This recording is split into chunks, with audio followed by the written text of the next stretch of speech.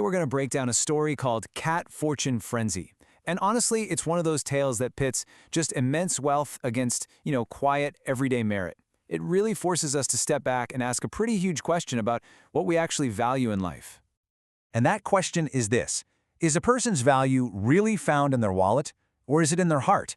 I mean, what truly defines us? The money we've got, or the character we show? Well, Cat Fortune Frenzy is all about putting that very question to the ultimate test. So, it all kicks off with two families, and when I say they're from different worlds, I mean they are polar opposites. Each one is guided by a totally different philosophy on, well, everything: life, love, what it even means to be successful. Okay, so on one side you've got the Pompoms. Their world is literally built on marble and millions. For them, everything is tangible, everything is transactional. And then you've got the Kindles. Their riches, they're not in a bank account. They're found in books, in a just, fierce determination to learn. So right from the get-go, we're seeing this massive clash between money and merit. And honestly, nothing sums up the Pompom worldview better than this. Lord Pompom's core belief was wealth is earned, loyalty is bought. He taught his kids that absolutely everything, even loyalty, has a price tag. I mean, talk about a cold, calculated way of seeing the world. But then you flip the coin, and you get the Kindles, a complete 180.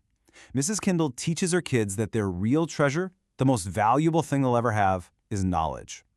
For the Kindles, education isn't just about hitting the books, it's their inheritance, it's their power, it's their entire future. So with two philosophies this different, you just know they're on a collision course, right? And that's exactly what happens. The kids from both families end up at the very same university, and that's where their beliefs are about to get put to the ultimate test.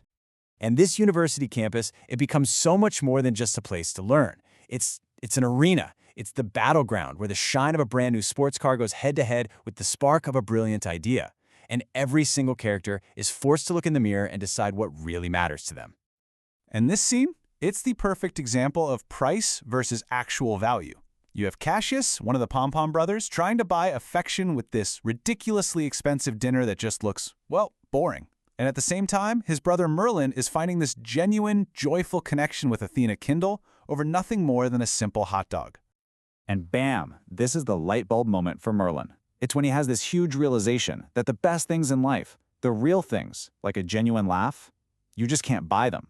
He suddenly sees with total clarity the ceiling on his family's wealth. He sees where the money stops mattering. So, that's Merlin. But what about the other Pompom kids? How are they handling this rigid, money-obsessed world they grew up in? Well, they choose two totally different paths. One goes for straight-up rebellion, and the other, well, he doubles down on the family business of status. First, you've got Penelope, the sister, and you can just feel she's suffocating in all that perfection. She actively seeks out trouble because, you know what? It feels more real than her polished, superficial life. This little exchange here, it just perfectly captures her desperate search for something authentic, something raw and honest, even if it's a little bit dangerous. Then there's Cassius. He's the complete opposite. He dives headfirst into his father's worldview. He truly believes the only way to find love is to pave the road with luxury goods. For him, his own self-worth, and even the worth of the person he wants to marry, is tied directly to the kind of car he drives. It is all about status, period. Okay, so while the Pompoms are busy worrying about cars and appearances, the Kindles, they're facing a real crisis, a genuine, life-altering problem. And it's one that's going to lead to a huge sacrifice and a secret that changes absolutely everything. The Kindle family basically hits a financial brick wall. There's just no way they can afford tuition for both of their kids. The dream that they have worked so hard for, it suddenly feels like it's slipping right through their fingers. And they're left with an impossible choice. And in this moment of just incredible love, Athena makes the decision. She's going to give up her own education so that her brother, Brave, can stay in school and pursue his dream of becoming a doctor. She literally puts his future before her own. This isn't about money. This is a sacrifice born from the deepest, most selfless kind of love. And this is where fate, or maybe just pure chance, steps in. Merlin happens to be walking by at that exact moment, and he overhears this absolutely gut-wrenching conversation. And for the first time, he really gets it. He understands the real-world weight of their struggle, the kind of burden that Kindle family carries around every single day. Hearing Athena say she'll sacrifice her dream, it just solidifies something deep inside Merlin. It's not some big, loud declaration. It's a quiet, firm decision he makes right there, in the shadows.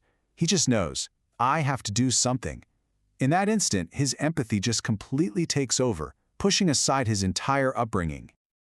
Okay, this brings us to the climax of the whole story. This is where the final acts of both cruelty and kindness are put on full display, revealing what the true currency of this world really is. And the contrast couldn't be more stark. On the one hand, you have Lord Pompom's prejudice. It's loud, it's public, and it is just plain cruel.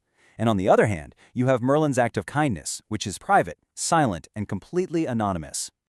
So Lord Pompom finally confronts Merlin about his relationship with Athena, and his words, man, they are just dripping with venomous snobbery. He doesn't see a person standing there. He sees a common stray, a threat to the family's precious lineage and status. And when Athena hears this, she does the only thing she can think of to protect Merlin. She makes another sacrifice. To save him from his father's anger and to make sure his future isn't ruined, she walks away from him. She chooses his well-being over her own heart. But here's the thing about true kindness. It finds a way. Later, Athena finds an anonymous envelope. Inside is enough money to pay for both her and her brother's tuition. She has absolutely no idea where it came from. As far as she knows, an angel intervened. It's just this act of pure, unadulterated compassion, given with zero expectation of thanks or recognition. So what's the big takeaway from all of this? I think it boils down to a few key things. First, true worth is quiet, right? Merlin's silent gift completely overshadowed all of his father's loud public posturing. The really valuable stuff often happens when no one's looking. Second, kindness is a choice. Merlin chose to act. It wasn't an accident. Third, compassion is more powerful than class. His empathy just smashed through the social walls his dad worked so hard to build. And finally, hope is a gift.